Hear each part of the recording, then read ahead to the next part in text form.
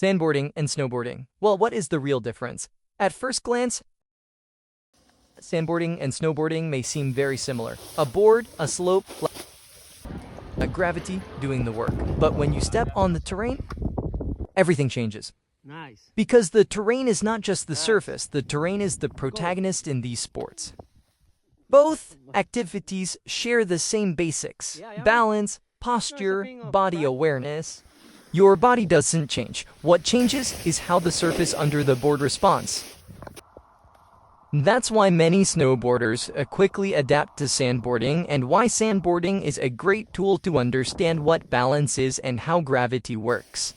Now let's talk about the real differences. Now, snow is fast and can generally be hard or soft when it has just snowed. Sand is slower, and due to friction, it is soft for the board. That's why, in sandboarding, patience is key. Speed comes progressively, control is more important than strength. In both cases, the turn is made by tilting the edge of the board and applying pressure in a controlled manner. The difference lies in how the terrain responds. On sand, the board is not forced, it is guided, it is directed. In the desert, the terrain is read before sliding.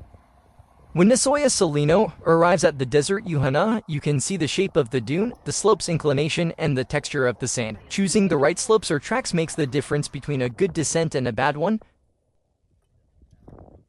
The desert is much more than applies to slice. The desert is a fragile landscape. It is a living ecosystem with flora and fauna.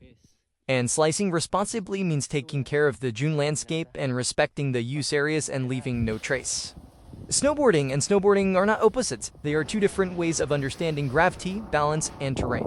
They are a similar challenge, yet different at the same time. In Tasaso Sanayasi. Because progressing in these activities is not just about sliding better, it's about understanding where we slide and with whom. Different terrain but the same passion.